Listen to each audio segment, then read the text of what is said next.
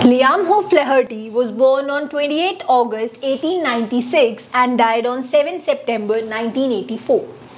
He was an Irish novelist and short story writer. He was considered to be a leading figure of the Irish Renaissance.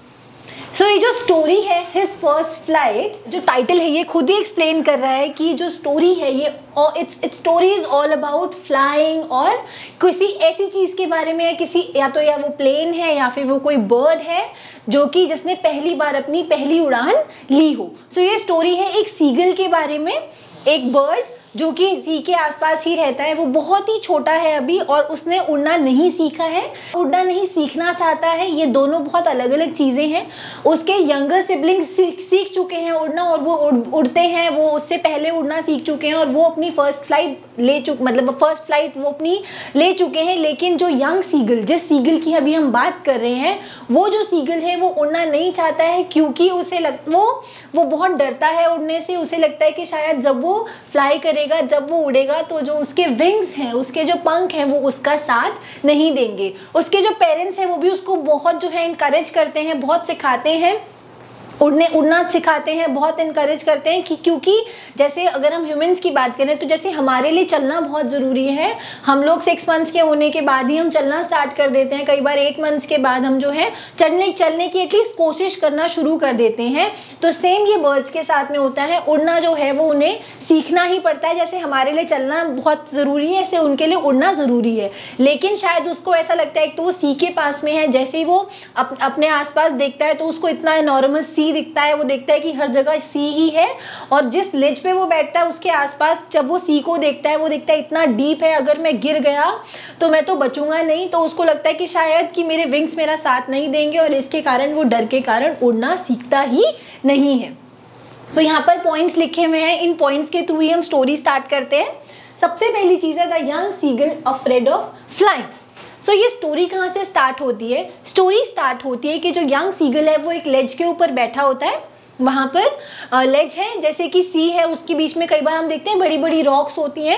तो वो rock के ऊपर, उसी लेज के ऊपर वो बैठा हुआ है और वो वहाँ क्यों वो अकेला बैठा है. उसके जो यंगर ब्रदर और सिस्टर्स हैं वो उससे एक दिन पहले और काफ़ी टाइम पहले से वो उड़ना सीख चुके हैं और वो अपनी पहली उड़ान भर चुके हैं. और उसके जो पेरेंट्स हैं वो भी उनको काफ़ी उड़ना सिखाते हैं, उस यंग सीगल को भी उड़ना सिखाते हैं. लेकिन वो सीखना नहीं चाहता है, वो डरता है, तो वो उड़ ही नहीं पाता है. तो ये जो सीगल है ये उड़ने से काफ़ी डरता है. उसके पेरेंट्स उसको बहुत इनकरेज करते हैं कि उड़ना सीखो, लेकिन वो नहीं सीखता. उसके बाद क्या होता है? Parents warning. जैसे अभी हमने बात की कि पेरेंट्स पहले उसे प्यार से सिखा रहे हैं, उसको इनकरेज कर रहे हैं. अगर हम ये अपने आप से कोरिलेट करके देखें तो जैसे हमारे साथ में होता है, हमारे जो पेरेंट्स हैं वो हमें चलना सिखाते हैं. कई बार हमें जब पढ़ना भी वो सिखाते हैं तो पहले वो हमें प्यार से सिखाते हैं, लेकिन अगर हम प्यार से नहीं सुनते हैं तो फिर वो हमें वार्निंग देते हैं, हमें डांटते हैं. तो सेम ये यंग सीगल के साथ में होता है. जब वो उसके पेरेंट्स जो है उसको प्यार से सिखा रहे हैं, उसको इनकरेज करें, लेकिन वो नहीं मान रहा है, तो उसके बाद वो उसको वार्निंग देते हैं कि तुम्हें उड़ना सीखना पड़ेगा. और वो उसको बोलते हैं कि तुम्हारे जो यंग सिबलिंग्स हैं वो भी उड़ना सीख चुके हैं, अगर अब तुम उड़ना नहीं सीखोगे तो हम तुम्हें छोड़ के चले जाएंगे और हम तुमसे बात नहीं करेंगे. उसके बाद his siblings and parents flying. अब उसके जो यंग सिबलिंग्स हैं, उसके जो पेरेंट्स हैं, वो उसे छोड़ के दूसरे लेज पे जाके बैठ जाते हैं और वो उससे बात नहीं करते हैं. और जो यंग सिबलिंग है ये देखता है कि मेरे जितने भी ब्रदर सिस्टर्स हैं वो सब उड़ना सीख चुके हैं और मेरे पेरेंट्स के साथ में वो उनके बिल्कुल बराबर अब उड़ रहे हैं. और मेरे जो पेरेंट्स हैं वो उनको उड़ना सिखाते हैं, लेकिन मैं उड़ना नहीं सीख पाया हूँ, इसलिए वो मुझे छोड़ के दूसरे लेज पे जाकर बैठ गए हैं. उसके बाद the young seagull getting mad by hunger. अब जब उनके जो पेरेंट्स हैं वो उसको छोड़ के वहाँ चले जाते हैं दूसरे लेज पे, तो वो देखते हैं कि जो मेरे पेरेंट्स हैं वो उनको खाना खिला रहे हैं, उनके लिए खाना लेकर आ रहे हैं.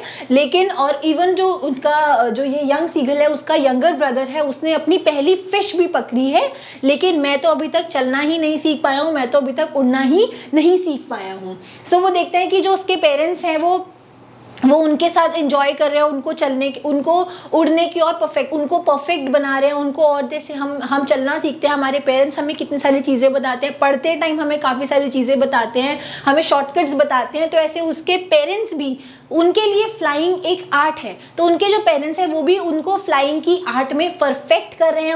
उसके यंग सीगल के जो ब्रदर सिस्टर्स हैं, लेकिन यंग सीगल जो है वो दूसरे लेज के ऊपर अलग बैठा है, क्योंकि उसके पेरेंट्स और उसके जो सिबलिंग्स हैं वो उससे बात नहीं कर रहे हैं। उसके बाद क्या होता है, the young seagull getting mad by hunger, जो हमने अभी पढ़ा था। यंग सीगल जो है उसको क्योंकि वो छोड़ के चले गए हैं और वो वहाँ पर खाना खा रहे हैं, और जो यंग सीगल है क्योंकि वो उड़ना नहीं सीखा है, वो अपना खाना खुद नहीं पकड़ सकता है।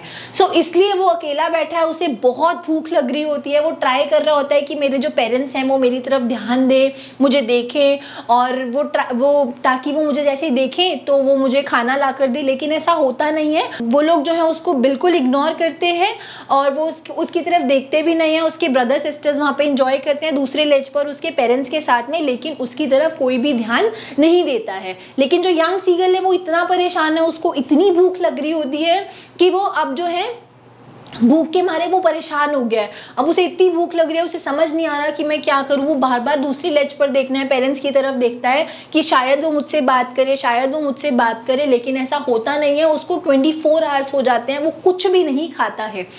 अब वो क्या करता है, वो सोचता है कि चलो अब मैं ना ऐसा करता हूँ, मैं ना सोने की एक्टिंग करता हूँ। जब मुझे कोई सोते हुए देखेगा कि मैं भूखा सो रहा हूँ तो शायद वहाँ से कोई ना कोई मुझे नोटिस करेगा और मेरी तरफ कोई ना कोई शायद आ जाए मुझे खाना खिलाने के लिए।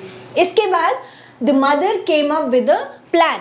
जैसे हमने अभी बात की कि वो सोचता है कि शायद अब मैं थोड़ा सोने की एक्टिंग करता हूँ, क्या पता मेरी तरफ कोई ध्यान दे। तो कोई भी एक्चुअली में उसकी तरफ ध्यान नहीं देता है, कोई भी उसको नोटिस नहीं करता है। लेकिन थोड़ी देर के बाद ही क्या होता है, अब जो यंग सीगल है वो देखता है कि कोई और मुझे नोटिस नहीं कर रहा, लेकिन जो मेरी मदर है वो मुझे नोटिस कर रही है।